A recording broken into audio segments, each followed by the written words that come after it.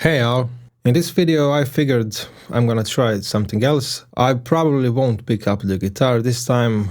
I'm gonna go into PodGo Edit right now and I'm gonna do some user default tweaks. If you don't know, user defaults is an option that was brought to us in the recent firmware update, and that allows us to do something like this. So this is a new preset, the one you all got. And this is the US double normal amp, and let's say that you dialed in something like this, so everything at 6.2 is the perfect setting that you found for the US double normal amp, and you want to save this setting. You want this amp to be this way the next time you load it up.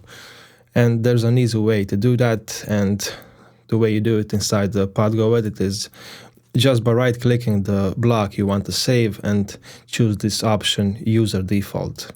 So I want to set up a few of my user defaults, and I'm doing this blindly because I know what kind of settings I want from some of the blocks. I'm gonna tweak one or two delays, one or two reverbs, and probably even one or two distortion units. So the first user default that I'm gonna create is gonna be for the Elephant Man, which is the, as you all know, emulation of the Electro-Harmonix's Deluxe Memory Man, and now this is 1, 2, 3, probably the fourth emulation I've tried, or the fifth. There's even one inside my DAW. I also have a VST plugin that has the Memory Man algorithm inside of it, so I don't feel like I'm an expert when it comes to this type of delay at all, because I haven't tried the real thing yet, but I can definitely see some similarities between the Line 6 PodGo model that I modeled after the Memory Man, the one I have inside the Grand Canyon reverb pedal. There's a DMM algorithm there, which obviously stands for Deluxe Memory Man. And there's one thing I know for sure, and that's where I'm gonna start. I don't like the depth of the modulation. So it doesn't really matter if it's a chorus or the vibrato setting. I don't like the default depth, and I'm gonna bring that drastically down to just 0.1 and just leave it on. So another tweak that I always do to my delay is try to tweak it to the tempo of the song. I'm gonna sync it to a quarter note, but I'm gonna change the scale to be 75%. And what that gives us is this: you will have a quarter note and a dotted eighth note within this stereo block, because I am using this as a stereo block because I'm recording in stereo, and my delays and reverbs usually come after the cabinet, which means I am safe to continue to record in stereo. I know that I like the feedback somewhere around half, but I will leave it at 45% for now. I know I like the spread of this delay, and I usually bring those values above 6, let's say 6.5. I will eliminate all the noise because honestly, I don't need it too much. I don't care for the noise inside this particular plugin. It has its benefits, and we can definitely hear some of the benefits of noise in the new block that's called Retro Reel, but inside the delay plugin, I really don't want it to be noisy because I use the delay mostly for lead tones, and when it comes to lead tones, they are already probably saturated. They have distortion units, 1 or 2, and the amp is driven. So I really don't want too much noise inside the delay. The one thing that's probably always gonna change is the amount of delay that I want to hear inside my guitar tone. I'm gonna leave it at 35%, and I think I'm happy with these settings. So now the only control I won't tweak here is the headroom, because I like the default headroom setting, because the Deluxe Memory Man by itself will darken the sound just a bit, but it will do it in a nice way. If you bring the headroom down, that means that you are creating a scenario where this block, the Elephant Man, will be easily saturated, and you'll start to hear some of the distortion, and that's usually something pleasant, that saturation of the old analog gear. Now if you increase the headroom, you are increasing the headroom, and the Elephant Man won't go so easily into saturation. But again, as I said, I'm gonna leave that headroom at 0, and I'm gonna save this as my user default. Okay, I'm gonna do one more delay, and that will be the transistor tape.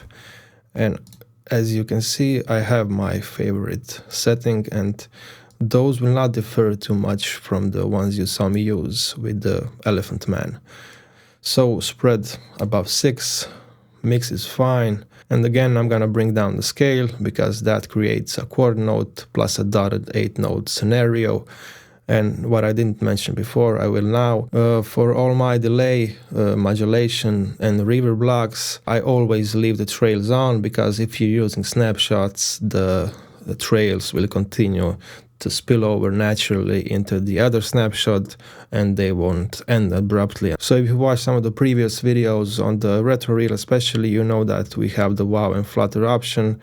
And I like the wow and flutter inside the transistor tape delay, so let's leave it at 3. 3 is a decent number. So this will be my user default. The settings are obviously pretty similar with the thing I did with the Elephant Man, but these are the settings that I like because, again, the delay is primarily there for lead sounds, but these kind of settings also work well with a clean sound.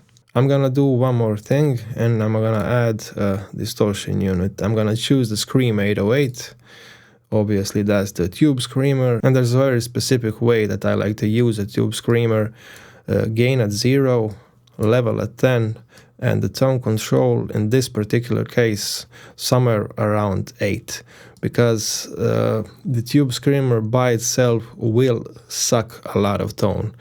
It will scoop out some of your lows, some of your highs, but obviously push some of the mids, which is extremely pleasant in this drive pedal. However, in my opinion, the values below 8, or at least the default values, definitely sound too dark, and you're not getting the actual benefit of an overdrive push. So in this case, you will not boost the amp with the gain from the TS808, you will do it with the level control and the tone control to an extent. However, you all know that there's a specific color and tone to a distortion unit like the tube screamer, and that's something a lot of guitarists like. Doesn't matter if they play rock, blues or heavy metal, everyone likes the tube screamer either for a push like this or for a standard type of distortion sound where you would probably bring up some of the gain and bring down some of the level.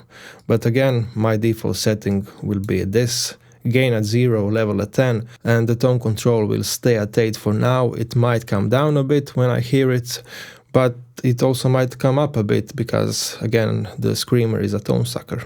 I definitely suggest that you try to explore the user default option, because you probably already have some of your favorite settings on various types of delays and reverbs, and probably your favorite settings on some of the amps. I know that I saved from the recent video where I played the orange. I saved this amp setting as my user default. So the next time I load up this Mandarin Rocker amp, I will have these settings follow me. Anyway, that's it. Bye all.